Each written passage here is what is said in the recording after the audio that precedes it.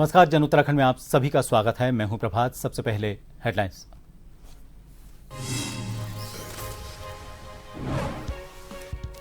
हरियाणा में कारोबारी ने परिवार के 6 लोगों के साथ की आत्महत्या। बैंक का था कर्ज। देहरादून में भी रहा था परिवार।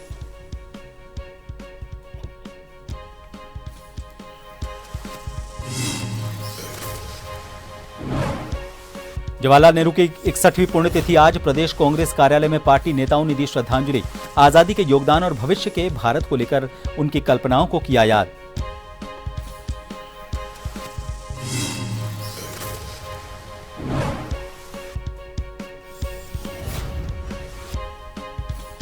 उत्तराखंड के अस्पतालों को कोविड संबंधी दिशा निर्देश जारी। स्वास्थ्य मंत्री रावत बोले, कुछ केस आए हैं, हमने जारी की एसओपी। एक महिला डॉक्टर समेत 2 नए कोविड मामले के दर्ज।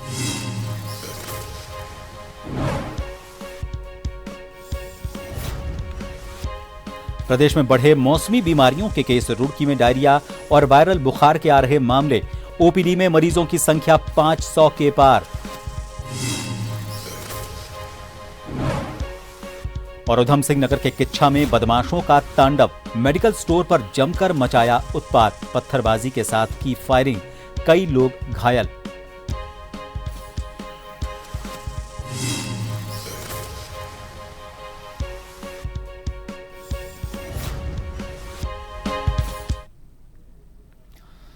देहरादून के कौलगढ़ क्षेत्र में तब सनसनी फैल गई जब पता लगा कि पड़ोस में कई वर्षों तक रहे मित्तल परिवार के 7 लोगों ने पंचकुला में एक साथ आत्महत्या कर ली।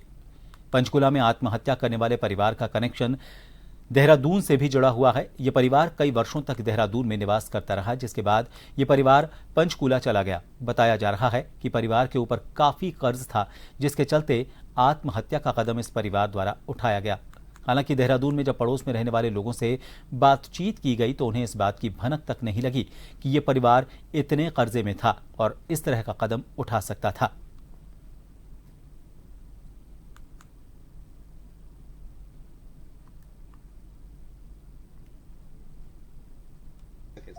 व्यवहार अच्छा था, मुझे उम्मीद नहीं थी कि ये इस तरह का काम करेंगे। ऐसे तो नहीं थे। आपको कब पता चला? अभी पता चला सुबह आए, उन्होंने प्रवीण मित्तल का पूछा घर कहाँ है। हम नाम तो जानते थे, तो मैंने कहा यहाँ तो कोई मित्तल नहीं रहते। तो वो तो 3 साल पहले ही चले गए यहाँ से, और नाम से कभी नहीं, हम एनजीओ वाले जानते थे बस। और ना लड़ाई झगड़ा दिखा उनका आपस में, ना कोई लव मैरिज थी दोनों में। कितने लोग रहते थे यहाँ पर? 7 लोग। हाँ। बच्चे कितने थे? 3 बच्चे थे, 2 लड़कियां 1 लड़का। अभी लड़ाई झगड़े की तो मैं कहते रही, हमें तो ये उम्मीद ही नहीं थी।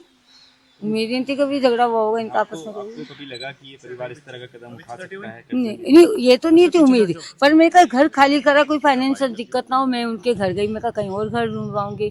पता लगा के गई उनके घर। मैं कहा तुमने खाली क्यों करा? कह रही उन्होंने किराया बढ़ा दिया था। मैं कहा एक बार मेरे से तो बात करते, मैं कहीं और नजदीक देख लेती, सस्ता जी। हरियाणा के पंचकुला में एक ही परिवार के 7 सदस्यों द्वारा आत्महत्या किए जाने का मामला सामने आया है। इस परिवार का देहरादून से संबंध भी सामने आया है। इसी को लेकर दून एसएसपी का कहना है कि पंचकुला में एक गाड़ी में एक परिवार के 7 लोगों की आत्महत्या का मामला प्रकाश में आया।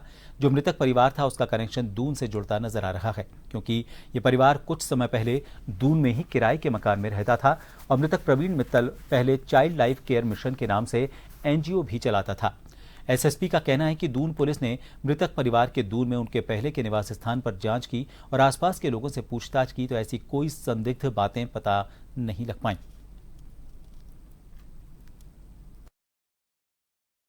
सनसनीखेज प्रकरण संज्ञान में आया था, जो पंचकुला में गाड़ी में जो है इसमें सूचना आई थी कि वहाँ पर जो कंट्रोल रूम को सूचना आई थी और उसमें पता चला था कि 6 लोग उसमें चेत हैं और एक व्यक्ति उसमें अभी जीवित है, जिसको नियरेस्ट हॉस्पिटल में ले गए थे, लेकिन वो भी ब्रॉड डेड हो गया था।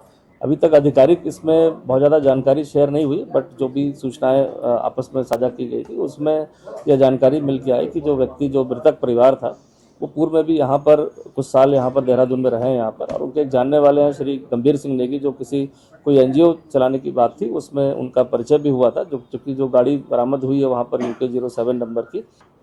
साथ ही साथ जो अभी तक जो यहाँ के जो निवास स्थान जहाँ पर रहे हैं वहाँ भी जानकारी की गई। तो जो अड़ोस पड़ोस के लोग हैं, ऐसी कोई भी संदिग्धता की बात या पारिवारिक क्लेश या कोई अन्य कोई बात बहुत ज़्यादा ऐसी कोई नहीं बताई गई है। प्रदेश कांग्रेस कार्यालय उत्तराखंड में भारत के प्रथम प्रधानमंत्री पंडित जवाहरलाल नेहरू की 61वीं पुण्यतिथि मनाई गई। इस अवसर पर पंडित जवाहरलाल नेहरू के आजादी के योगदान और भविष्य के भारत को लेकर उनकी कल्पनाओं को याद किया गया। साथ ही जवाहरलाल नेहरू की तस्वीर पर पुष्प अर्पित कर उनके किए गए काम को याद किया गया। सभी कांग्रेस कार्यकर्ताओं ने उनके पद चिन्हों पर चलने का आह्वान किया।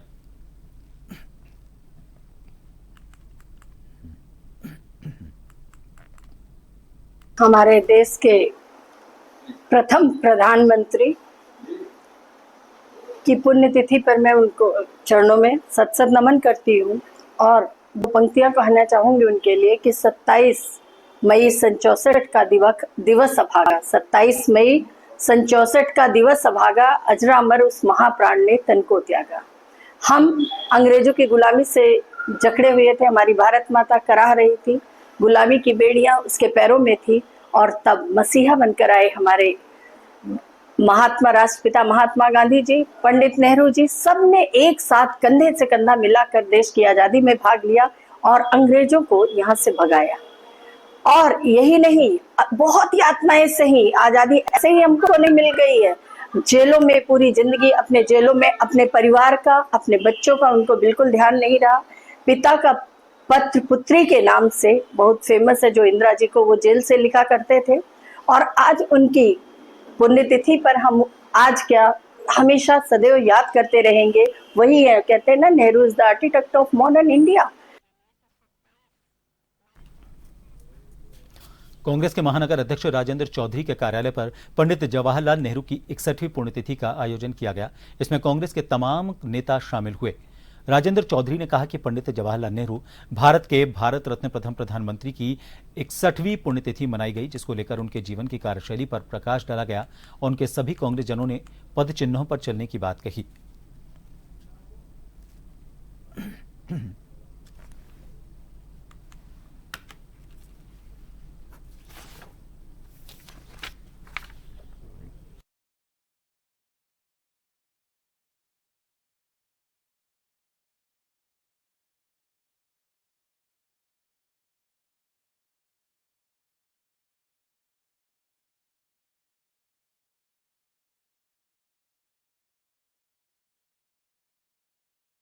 भारत रत्न, देश के महानतम स्वतंत्रता संग्राम सेनानी और आज़ाद भारत के प्रथम प्रधानमंत्री श्रद्धेय जवाहरलाल नेहरू जी की 61वीं पुण्यतिथि थी, जिसके अवसर पर जिला कांग्रेस कमेटी ने एक श्रद्धांजलि कार्यक्रम रखा था।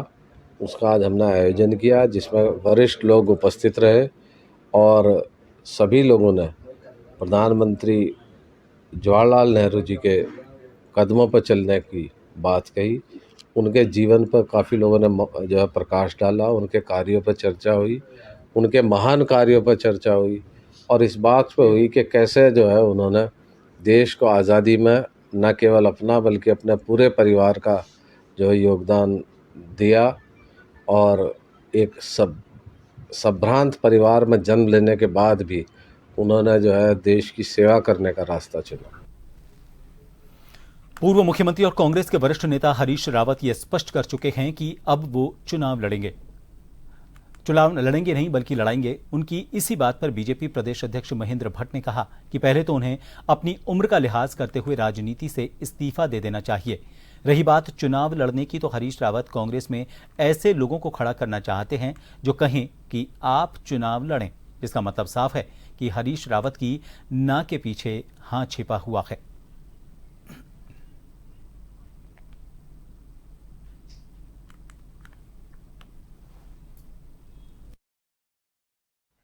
देखिए, जिसको चुनाव नहीं लड़ना होता वो आक्रोश में कभी आ नहीं सकता है। उनके आक्रोश में आने का कारण यही है कि वो बोल कुछ और रहे, करेंगे कुछ और जो व्यक्ति दो स्थानों चुनाव लड़ने की महत्वाकांक्षा रखता हो, वो व्यक्ति आज ये कहे कि मैं चुनाव नहीं लड़ रहा हूँ, इस बात का आशय है कि कांग्रेस के अंदर वो एक ऐसी टीम खड़ा करना चाहते जो कहें हरीश रावत जी आप चुनाव लड़ो, ना के पीछे हाँ की अपेक्षा वो चाहते हैं। और इसलिए मैंने कहा कि व्यक्ति चुनाव न लड़ना ये शब्द नहीं होता है।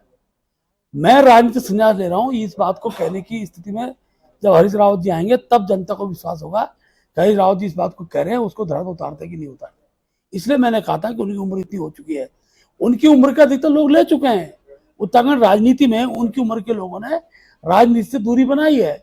इसलिए मैंने एक वरिष्ठ नेता के नाते, कांग्रेस के हमारे प्रदेश के मुख्यमंत्री रहे, कांग्रेस वरिष्ठ नेता रहे हैं, उनको भी थोड़ा अब हिम्मत दिखाकर राज्य के हित में दल से ऊपर उठकर विचार करना चाहिए और वो राजनीतिक संन्यास लें और सकारात्मक रूप से भारतीय जनता को, अब तो लगातार बीजेपी की सरकार आने वाली है, जहां भी 2 बार कांग्रेस हारी है, तीसरी बार कभी नहीं आई है।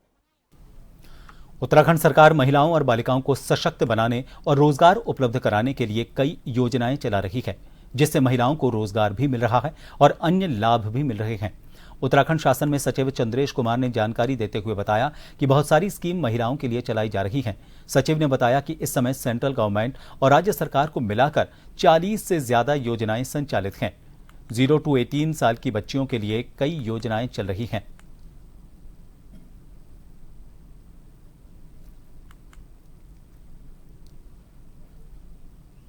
बहुत सारी स्कीम चलाई जा रही है हमारी सेंट्रल गवर्नमेंट की। इस समय सेंट्रल गवर्नमेंट और राज्य सरकार को मिला के अगर देखें तो 40 से ज्यादा हमारी योजनाएं संचालित हैं, जिसमें हम जो 0 to 18 ईयर्स के बालक बालिकाओं को के लिए योजनाएं चला रहे हैं। इसके अलावा परित्यक्ता, निराश्रित, अनाथ जो महिलाएं हैं उनके लिए हमारी विशेष योजनाएं संचालित की जा रही हैं। अगर किसी पर्टिकुलर योजना में जानकारी करना चाहें तो उसके बारे में बताएं, अदरवाइज हमारी जो सूचनाएं हैं, सारी सूचनाएं हमारी वेबसाइट पे अवेलेबल हैं, वहां से एक्सेस की जा सकती हैं। उत्तराखंड हाईकोर्ट में सुप्रीम कोर्ट की ओर से विशेष निर्देश वाले और पुनर्विचार वाले मामलों की सूचनाओं के लिए और उनकी सुनवाई के लिए नई व्यवस्था लागू की गई है। इसके लिए हाईकोर्ट के मुख्य न्यायाधीश जी नरेंद्र के आदेश पर रजिस्ट्रार जुडिशियल की ओर से अधिसूचना जारी की गई है। अधिसूचना में कहा गया है कि अब इन मामलों के लिए पृथक सूचियां तैयार की जाएंगी। साथ ही हाईकोर्ट की कार्यसूची में इनके लिए शीर्षक भी अलग से निर्धारित किए जाएंगे। इस व्यवस्था के तहत सुप्रीम कोर्ट से त्वरित या फिर समयबद्ध निस्तारण के निर्देश वाले मामले को कार्य सूची में डायरेक्शन मैटर्स शीर्षक से सूचीबद्ध किया जाएगा।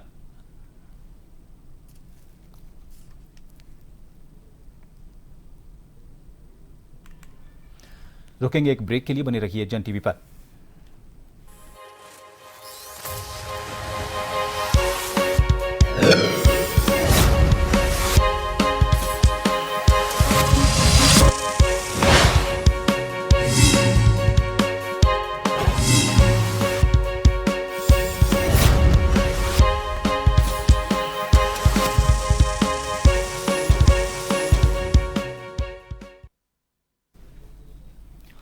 जन उत्तराखंड में एक बार फिर आप सभी का स्वागत है। 21 जून को होने जा रहे अंतर्राष्ट्रीय योग दिवस को लेकर लोहाघाट में तैयारियां तेज हो गई हैं। जिला आयुर्वेदिक एवं यूनानी अधिकारी डॉक्टर आनंद गोसाई के दिशा निर्देश पर योग दिवस को जिले में भव्य बनाने के लिए तैयारी जोरों पर चल रही है। लोहाघाट के आरोग्य आयुष्मान मंदिर में योग अनुदेशिका सोनिका आर्य के दिशा निर्देश पर योग साधिकाओं के द्वारा विभिन्न प्रकार के योग और प्राणायाम का अभ्यास किया जा रहा है। योग अनुदेशिका सोनिका आर्य ने कहा कि अंतर्राष्ट्रीय योग दिवस को लोहाघाट में काफी धूमधाम से मनाया जाएगा। इसके लिए क्षेत्र की योग साधिकाओं को विभिन्न प्रकार के योगों का गहन अभ्यास कराया जा रहा है। उन्होंने सभी लोगों से स्वस्थ रहने के लिए प्रतिदिन योग करने की अपील की।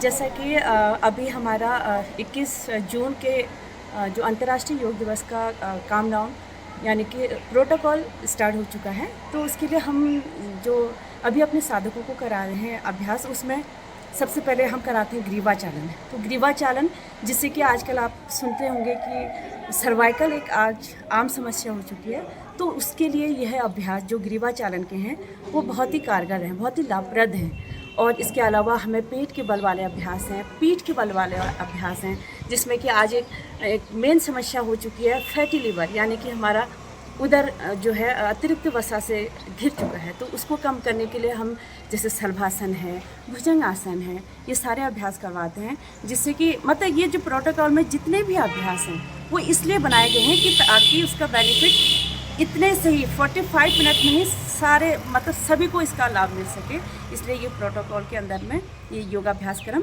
बनाया गया है। इस बार जो है जो हमारे आयुष मंत्रालय और हमारे माननीय मुख्यमंत्री जी का यही ध्येय रहा कि क्योंकि ऐसा होता है कि 21 जून को केवल योग दिवस मनाया जाता है तो वह एक सांकेतिक रूप में रह जाता है, तो पूर्व में ही लगभग 2 महीने से पूर्व से ही सभी कार्यक्रमों का आयोजन किया जा रहा है। अभी इस समय जो है हमारे विभाग द्वारा जनपद चंपावत में और सभी अन्य जिलों में भी ग्राम स्तरीय योग के कार्यक्रम हो रहे हैं, जिसमें प्रत्येक ग्राम पंचायत में जाके योग का आयोजन किया जा रहा है।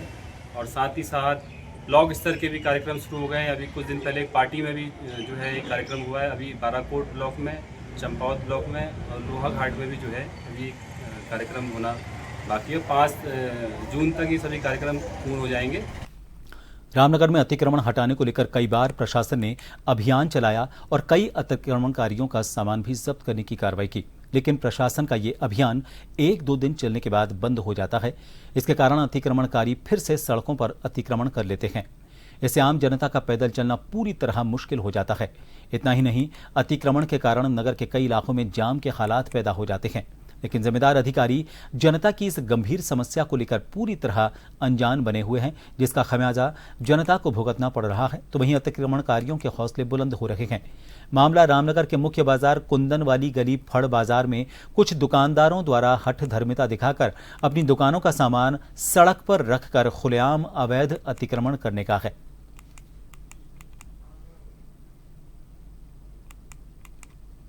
वाल्मीकि बस्ती से हूँ, नगर पालिका में सर्विस करता हूँ। मैं ये कुंदन की गली में से मैं अभी निकल रहा हूँ। रोज का हैंड से मैं रोज बोलता हूँ कि भैया गाड़ी हटा लो, गाड़ी हटा लो, वो सामान हटा लो अपना। मेरे को गाड़ी नहीं, बिल्कुल रास्ता बिल्कुल नहीं देते, कहीं से कहीं तक पूरा कब्जा ढा रखा। बिल्कुल ये लगा लो सामान, बिल्कुल रास्ता कहीं से कहीं तक नहीं है और ना ही मेरे को दिया जा रहा है। काफ़ी कल 2-4 दिन पहले मेरे बंदे को, मेरे ड्राइवर को, शाम की शिफ्ट वाले को मारा गया है। और अभी भी मैं इतना परेशान हो गया हूँ। अभी भी मैं बोलता भी हूँ तो मेरे को मारने तोड़ने के लिए आते हैं, मेरी गाड़ी पर चढ़ते हैं, सरकारी गाड़ी पर हाथ डालते हैं। कितनी देर फंसी रही पूरा गाड़ी? ये 1 घंटा मेरे को पूरा परेशान करा इन लोगों ने। सरकारी काम में बांधा डाल रहे हैं ये लोग मेरे। कितना परेशान कर रहे हैं। का सामान सब सड़क पर रख रखा है। सड़क पे बिल्कुल रास्ता कहीं से कहीं तक नहीं है। गर्मी बढ़ने के साथ ही लोग डायरिया और वायरल बुखार का शिकार होने लगे हैं, जिसका असर रुड़की के सिविल अस्पताल में देखने को मिल रहा है। सिविल अस्पताल की ओपीडी में मरीजों की संख्या 500 के पार पहुंच गई है। सिविल अस्पताल में पर्चा बनवाने से लेकर ओपीडी में डॉक्टरों के कक्ष में मरीजों की लाइन लगी रही, जिसमें अधिकतर मरीज वायरल बुखार, उल्टी दस्त और डायरिया का शिकार थे। सिविल अस्पताल के सीएमएस डॉक्टर संजय कंसल ने कहा कि गर्मी का प्रकोप है, इसके कारण लोग और बच्चे वायरल, उल्टी दस्त और डायरिया के शिकार हो रहे हैं। अस्पताल के सभी 40 बेड मरीजों से फुल हैं। साथ ही हीट वेव के मरीजों के लिए भी सभी व्यवस्थाएं अस्पताल में पूरी हैं। हमारे पास लगभग 500 से 700 नए और पुराने मरीज मिलके आ रहे हैं। 500 से ऊपर नए मरीज प्रतिदिन आ रहे हैं और उसमें सभी तरह के मरीज हैं। करीबन 125-150 पेशेंट की तो हमारी गायनी की ओपीडी हो जाती है। इसके अलावा करीबन 150 से 200 मरीज हमारे मेडिसिन ओपीडी में आ रहे हैं और उसमें कुछ मरीज डायरिया वोमिटिंग के भी हैं। और हम वार्ड भी हमारा लगभग इस टाइम फुल ही चल रहा है। 40 बेड का पूरा वार्ड फुल चल रहा है। तो और हम लोगों ने गर्मी से बचने के लिए कूलर अभी वार्ड्स में और इमरजेंसी में सब जगह लगा दिए हैं मरीजों के लिए, जिससे कि कोई हीट वेव आती है तो मरीज को यहाँ पर समुचित इलाज पूरा मिल जाए। यहाँ पर अल्मोड़ा जिले के पर्यटन नगरी रानीखेत विधानसभा क्षेत्र में नारी सशक्तिकरण की मिसाल रानी अहिल्याबाई होलकर की 300वीं जयंती पर स्मृति अभियान के तहत भव्य शोभा यात्रा निकाली गई। जिला कार्यक्रम संयोजक विमला रावत और भाजपा रानीखेत जिलाध्यक्ष घनश्याम भट्ट के संयुक्त नेतृत्व में महिला शक्ति, भाजपा पदाधिकारी और कार्यकर्ता केमू स्टेशन स्थित पार्किंग स्थल पर इकट्ठा होकर शोभा यात्रा सुभाष चौक, गांधी चौक, सदर बाजार, मीना बाजार होते हुए विजय चौक पहुंची। इस अवसर पर हुई सभा में भारतीय संस्कृति और धर्म की रक्षा में अमूल्य योगदान देने वाली मालवा की शासक को राष्ट्रीय एकता का प्रतीक बताते हुए उन्हें युवा पीढ़ी और महिलाओं का प्रेरणा स्रोत बताया गया। केंद्रीय नेतृत्व द्वारा निर्देशित एक शोभा यात्रा निकाली गई। शोभा यात्रा का हेतु था राजमाता अहिल्याबाई होलकर की जीवनी को बच्चों को दिखाना और महिलाओं के नेतृत्व को दिखाना। महिला उस समय पे नेतृत्व करती हुई महिला होलकर जी हैं जब महिलाओं की शिक्षा पर भी प्रतिबंध था। तो कहीं न कहीं आदरणीय मोदी जी ने महिलाओं को सशक्त बनाने के लिए यह कदम उठाए हैं कि हमारे भारतीय इतिहास में राजमाता अहिल्या होलकर का जीवन परिचय स्कूली बच्चों को महिलाओं के बीच में नुक्कड़ नाटक के द्वारा, प्रतियोगिताओं के द्वारा, शोभा यात्राओं के द्वारा बच्चों के बीच रखा जाए, विषय को महिलाओं के बीच रखा जाए, ताकि हर बच्चा, हर महिला, हर समाज का नागरिक उनके मूल्यों को, आदर्शों को समझ सके। चलते चलते एक बार फिर रुक करेंगे हेडलाइंस का।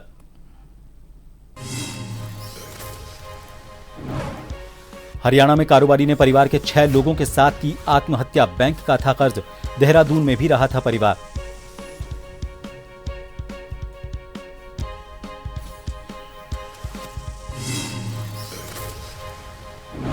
जवाहरलाल नेहरू की 61वीं पुण्यतिथि आज। प्रदेश कांग्रेस कार्यालय में पार्टी नेताओं ने दी श्रद्धांजलि।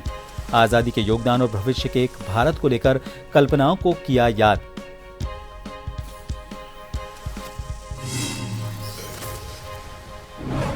उत्तराखंड के अस्पतालों को कोविड संबंधी दिशा निर्देश जारी। स्वास्थ्य मंत्री रावत बोले, कुछ केस आए हैं, हमने जारी की एसओपी। एक महिला डॉक्टर समेत 2 नए कोविड मामले दर्ज।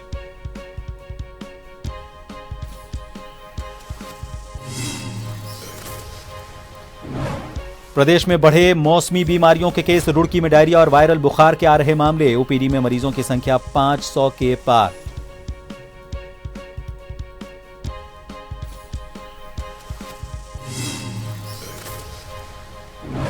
और उधम सिंह नगर के किच्छा में बदमाशों का तांडव। मेडिकल स्टोर पर जमकर मचाया उत्पात, पत्थरबाजी के साथ की फायरिंग, कई लोग घायल।